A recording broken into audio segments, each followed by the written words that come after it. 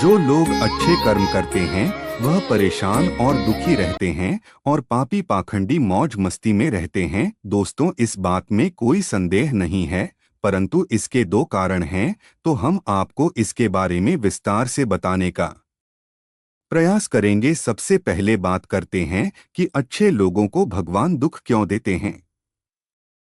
तो चलिए एक धार्मिक कहानी के माध्यम से हम लोग जानने का प्रयास करेंगे। नारद जी को कोई दुविधा होती थी तो वह श्री कृष्ण के पास पहुंच जाते थे। एक बार की बात है, नारद जी ने भगवान श्री कृष्ण के समीप आकर कहा कि वह दुविधा में है और इसका जवाब वह श्री कृष्ण से चाहते हैं। श्री कृष्ण ने पूछा कि क्या सवाल है, तो नारद जी ने कहा, प्रभु, आज जब मैं पृथ्वी लोक का भ्रमण करने गया तो मैंने देखा कि जो अच्छे लोग थे वह दुखी और परेशान थे, जबकि बुरे लोग मजे की जिंदगी जी रहे थे। आथ प्रभु, आपसे मुझे यह जानना है कि अच्छे लोग दुखी क्यों रहते हैं, वहीं बुरे लोग खुशहाल दिखते हैं। श्री कृष्ण मुस्कुराए और बोले, हे देव ऋषि, आज मैं तुम्हें एक कथा सुनाता हूँ। उसे सुनकर तुम समझ जाओगे कि हर प्राणी को उसके कर्म के हिसाब से ही फल मिलता है। प्रकृति हर किसी को अपनी राह चुनने का मौका देती है।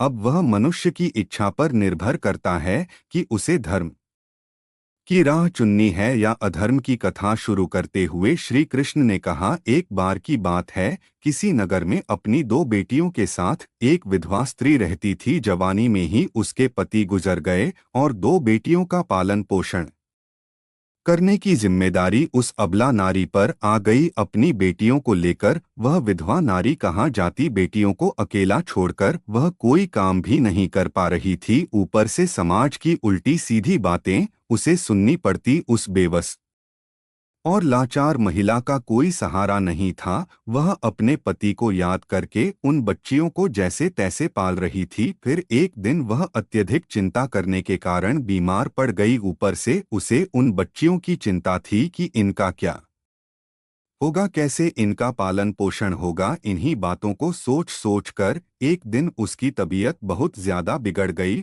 और उसका अंत समय निकट आ गया। मृत्यु के समय यमराज का एक दूत उस विधवा स्त्री के प्राण लेने के लिए उसके पास पहुंच गया। यम का दूत उस स्त्री के प्राण लेने के लिए ही आया था, किंतु वहां का नजारा देखकर वह विडंबना में पड़ गया। उसने देखा कि वह विधवा स्त्री जमीन पर चेत अवस्था में पड़ी है और उसकी दोनों बेटियां उसके पास बैठकर रो रही हैं। यह दृश्य देखकर उस यम के दूत को बहुत दया आई। उससे उन छोटी बच्चियों की दशा देखी नहीं गई और वह सोचने लगा कि यदि मैं इस स्त्री के प्राण लेकर यमपुरी चला गया तो यह बच्चियां बेसहारा हो जाएंगी। इन्हें सहारा कौन देगा, इनका पालन पोषण कौन करेगा।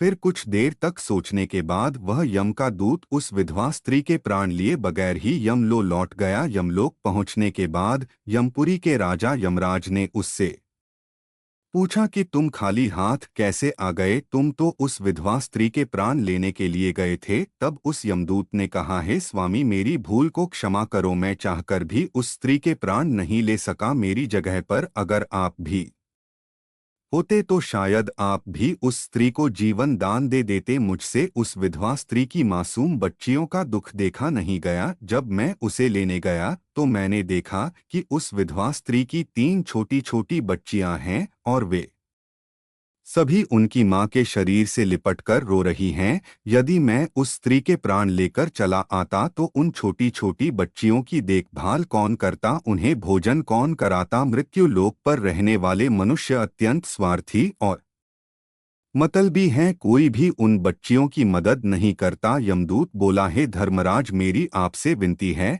कि आप उस विधवा स्त्री को कुछ समय के लिए जीवन दान प्रदान कीजिए ताकि वह अपनी बच्चियों को पाल पोस कर बड़ा कर सके।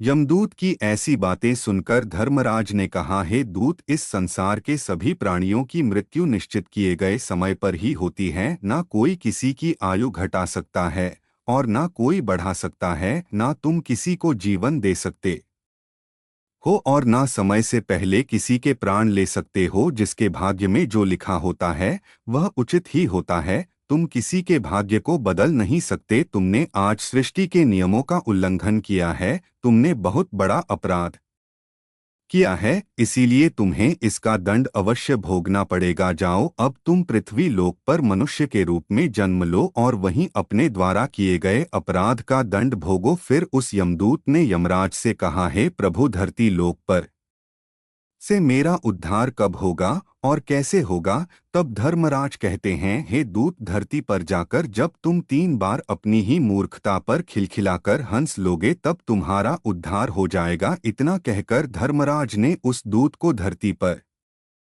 धकेल दिया। वह दूत पृथ्वी लोक पर मनुष्य शरीर में आ चुका था। उसके शरीर पर वस्त्र नहीं थे। मृत्यु लोक का एक नियम है कि जब कोई मनुष्य जन्म लेता है तो उस समय वह नग्न होता है, इसीलिए वह निर्वस्त्र ही एक सड़क के किनारे ठंड में पड़ा था। वहीं से एक मोची गुजर रहा था। वह मोची ठंड से बचने के लिए अपने बच्चों को कपड़े लेने जा रहा था। रास्ते में ठंड में एक नग्न व्यक्ति को देखकर उसे दया आ गई और उसने अपने बच्चों को डोट तो कपड़े नहीं लिए, लेकिन उस यमदूत को कपड़े और कंबल खरीद कर दे दिए। वह यमदूत बोला, हे भाई, आपने मुझे कपड़े और कंबल देकर बहुत बड़ा उपकार किया है, पर मेरा ना कोई परिवार है, ना मेरे पास घर है और ना भोजन का कोई साधन है। तब मोची बोला, भाई, तुम मेरे साथ चलो, मैं तुम्हें भोजन और काम दिलाता हूँ। फिर वह मोची उस यमदूत को लेकर अपने घर पर पहुँच गया। उधर जब मोची की पत्नी ने देखा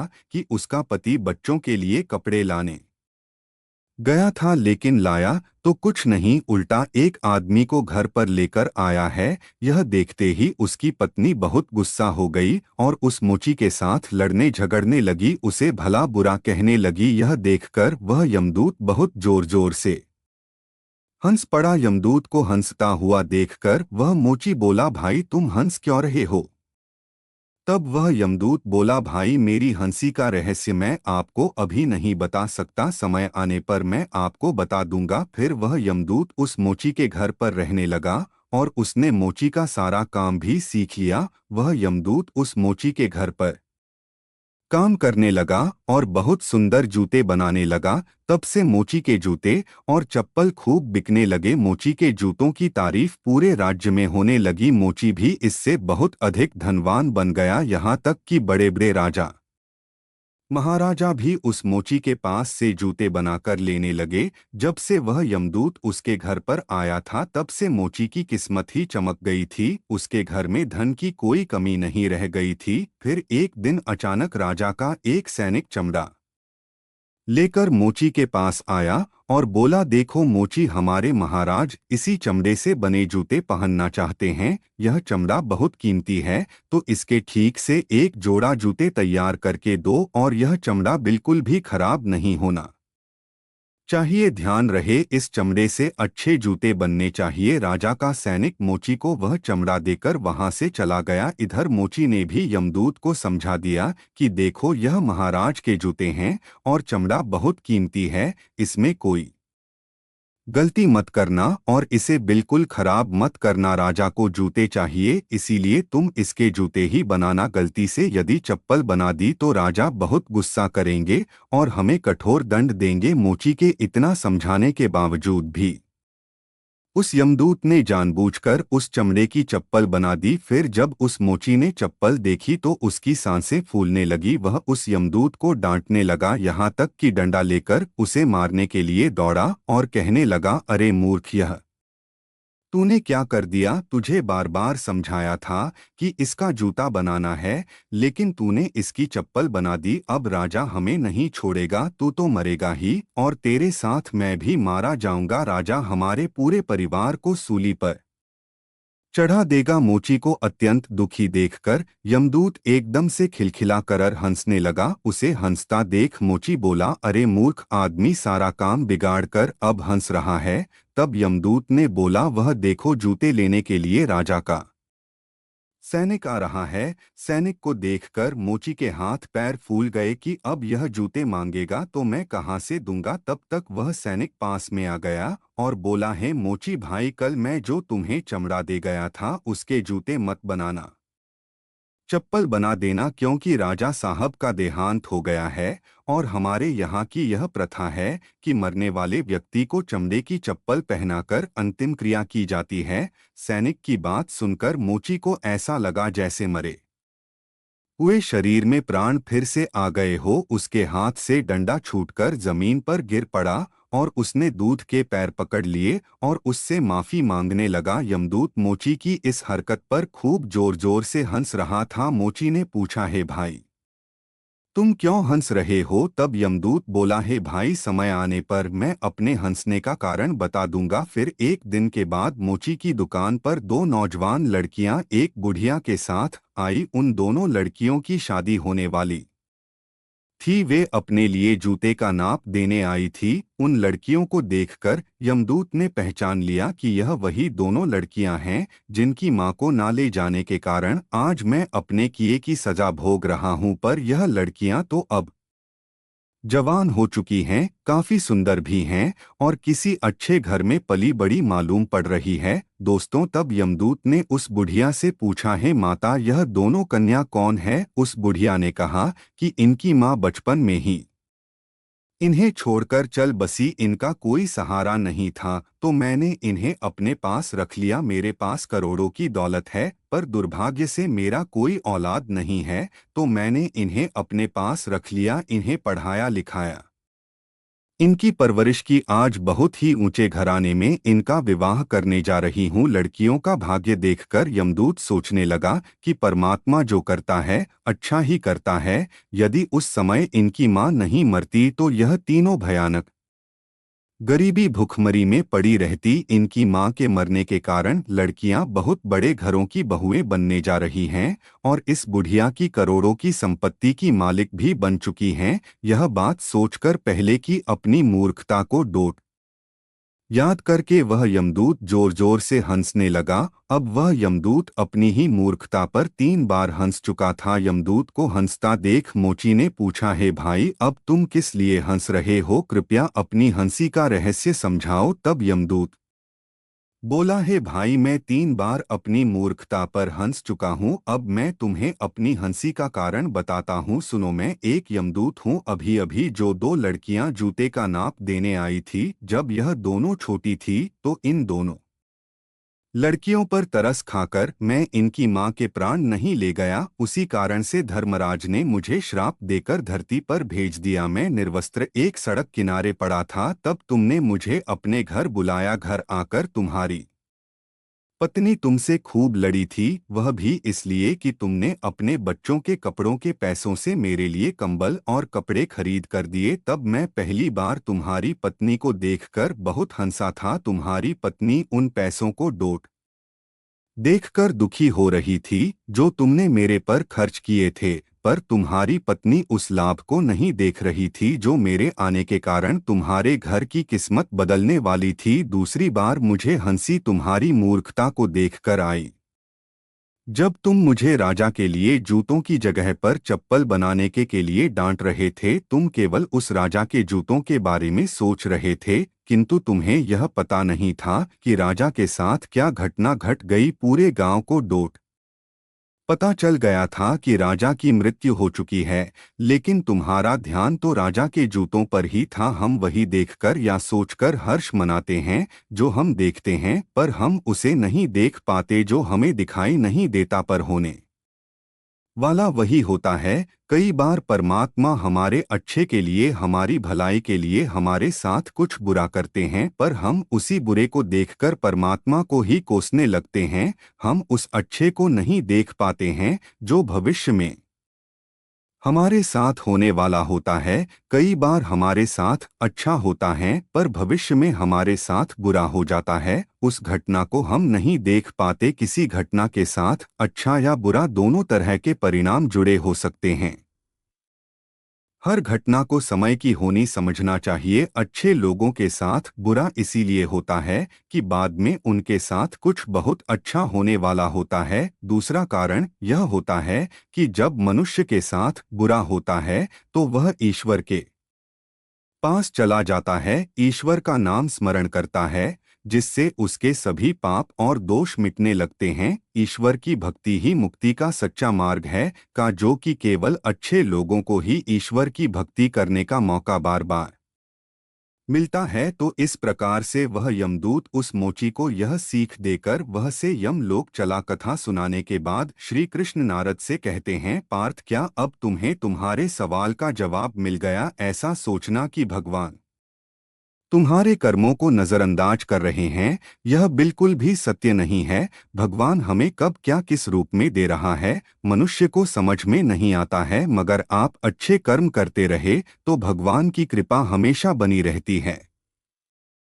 अपने अच्छे कर्मों को बदलना नहीं चाहिए, क्योंकि उसका फल हमें इसी जीवन में मिलता है। इसलिए मनुष्य का फर्ज है कि वह हमेशा अच्छे कर्म करते रहे, क्योंकि श्री कृष्ण ने गीता में भी बताया है कि किसी के द्वारा किया गया कर्म बेकार नहीं जाता है, चाहे वह अच्छा हो या बुरा। एक नगर में दो पुरुष रहा करते थे। एक पुरुष व्यापारी था जिसके जीवन में धर्म की बहुत महत्ता थी। वह पूजा पाठ में यकीन रखता था। वह हर रोज मंदिर जाता था और दान धर्म भी करता था और हर रोज भगवान की पूजा करता था। वहीं दूसरा पुरुष बिल्कुल विपरीत था। वो हर रोज मंदिर तो जाता था, लेकिन पूजा करने नहीं बल्कि मंदिर के बाहर से जूते चप्पल चुराने। उसे दान और धर्म से कोई लेना देना नहीं था। समय बीतता गया और एक दिन बहुत जोर की बारिश हो रही थी। इस वजह से मंदिर में पुजारी के अलावा कोई नहीं था। यह बात जब दूसरे पुरुष को पता चली तो उसने कहा कि यह सही मौका है मंदिर का धन चुराने का। पंडित से नजर बचाकर उसने मंदिर का सारा धन चुरा लिया। उसी समय धर्म कर्म में विश्वास रखने वाला व्यक्ति भी मंदिर पहुंचा। दुर्भाग्य से मंदिर के पुजारी ने उसे ही चोर समझ लिया और चिल्लाने लगे।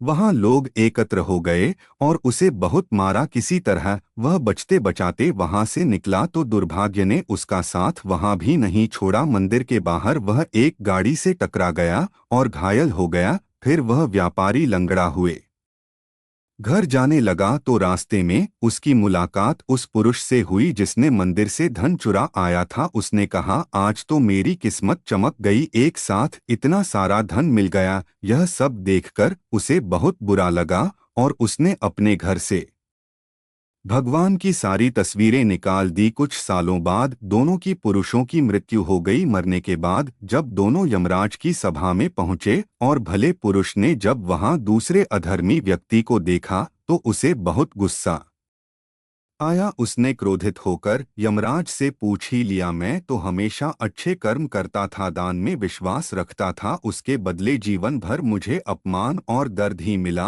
और इस व्यक्ति को नोटों से भरी पोटली, आखिर ऐसा भेदभाव क्यों? इस पर यमराज ने कहा, पुत्र, तुम गलत समझ रहे हो। जिस दिन तुम्हारी गाड़ी से टक्कर हुई थी वह दिन तुम्हारे जीवन का आखिरी दिन था, परंतु तुम्हारे अच्छे कर्मों की वजह से तुम्हारी मौत सिर्फ एक छोटी से चोट में बदल गई। तुम इस दुष्ट व्यक्ति के बारे में जानना चाहते हो? दरअसल इसके भाग्य में राजयोग था, मगर इसके कुकर्म और अधर्म की वजह से वह सिर्फ एक छोटी सी धन की पोटली में बदल गया। शास्त्रों में कहा गया है कि हर व्यक्ति को अपने अच्छे और बुरे कामों का परिणाम भुगतना होगा। नेक कामों से अच्छे फल मिलते हैं और बुरे कामों से बुरे फल मिलते हैं। हमें अच्छे और बुरे दोनों कामों का परिणाम भोग होगा। भगवान श्री कृष्ण ने भगवत गीता में कहा है कि कर्म की गति को समझना आसान नहीं है। इसका अर्थ यह है कि यह समझना बहुत मुश्किल है कि किस जन्म में हमने क्या किया है और उसका क्या फल मिलेगा। यह संभव है कि आपने हजारों जन्मों पहले किया होगा जिस पाप के कारण आज आपको इतना बुरा हुआ है। इसके अलावा आप शायद अनजाने में कुछ गलत किया हो जिसके बारे में आपको पता नहीं है। चाहे आप जानबूझकर करें या अनजाने में, अगर आप कुछ गलत करते हैं तो आपको उसका फल अवश्य मिलेगा। शास्त्र कहते हैं कि अगर आप अचानक आग को छुए तो आपका हाथ जलेगा ही। शास्त्रों में कई कहानियां हैं जो बताती हैं कि अनजाने में किए गए पाप का फल भी लोगों को मिला है। पांडवों के पिता महाराज पांडु की एक कहानी है कि उन्होंने एक हिरण को तीर मार दिया था। वे उस समय नहीं जानते थे कि एक ऋषि ने हिरण का रूप लिया था और उनको श्राप दे दिया था, जिसके कारण वे बाद में मर गए। शस्त्रों के अनुसार क्षत्रिय राजाओं को शिकार करने की अनुमति थी और हिरण को मारना कोई पाप नहीं था, लेकिन पांडु को पता नहीं था कि वे एक ऋषि थे, इसलिए उन्हें इतना बुरा श्राप मिला कि वे मर गए। श्रीमद् भगवत गीता में भगवान कहते हैं कि कर्म और उसके फलों को समझना बहुत कठिन है, लेकिन प्रत्येक व्यक्ति अपने कर्मों के फल अवश्य प्राप्त करता है। श्रीमद् भगवत गीता के अध्याय 18 में भगवान श्री कृष्ण ने कहा कि सभी धर्मों को छोड़कर मेरी शरण में आओ और मैं तुम्हें सभी पापों से मुक्त कर दूंगा। तो दोस्तों, जैसा आप कर्म करोगे वैसा ही आपको फल मिलेगा। अगर आप चाहते हैं बेहतरीन जीवन जीना तो आज से और अभी से अच्छे कर्म करो। आपको अच्छे कर्मों का फल 100% आज नहीं तो कल मिलेगा, लेकिन अगर आप कुछ जीवन में गलत कर रहे हैं तो उसका भी फल आपको आज नहीं तो कल 100% मिलेगा। तुम अच्छे कर्म करो, अच्छी बातें करो और लोगों का भला करो, इसी में जीवन की खुशी है। अच्छे और बुरे कर्म को पहचानना ना तो किसी संत के बस की बात है और ना ही किसी ज्ञानी के बस की बात है। साधारण इंसान तो इसको जानता ही नहीं है। हर संत, महात्मा, ज्ञानी और साधारण मनुष्य अपने निहित स्वार्थ के लिए बुरे कर्म को ही अपनी इच्छा अनुसार अच्छा बना लेता है। जिस प्रकार कर्ण, गुरु द्रोणाचार्य और कृपाचार्य ने अपने बुरे कर्म को और दुर्योधन के नमक के बदले अच्छे कर्म में बदलने की कोशिश की थी। बुरे कर्म वो कर्म होते हैं जिनको करने बाद भय लगता है और रात को नींद नहीं आती है। उन कर्मों को करने के बाद आपको नकली आनंद की अनुभूति तो अवश्य होती है, लेकिन मन में भय रहता है। अच्छे कर्म वो होते हैं जिनको करने के बाद आपको ना तो भय लगता है और रात को चैन और आनंद की नींद आती है। बुरे और अच्छे कर्मों का फैसला दो प्रकार से होता है। एक तो सरकार और समाज फैसला करता है और दूसरा भगवान फैसला करता है। जो फैसला समाज और सरकार करती है वह तो गलत भी हो सकता है, पर जो फैसला भगवान करता है वह कभी गलत नहीं होता है। बुरे कर्मों का आधार भूख, धन, स्त्री, जमीन, सत्ता, यश, ईर्ष्या और शक्ति मुख्य तौर पर होते हैं। इस सब की प्राप्ति लिए मनुष्य बुरे और अच्छे कर्म करता है। यदि हमें अपने कर्मों का फल इस जीवन में नहीं मिलता अथवा बुरे कर्मों का फल हमें नहीं भुगतना पड़ता तो इसका मतलब यह नहीं है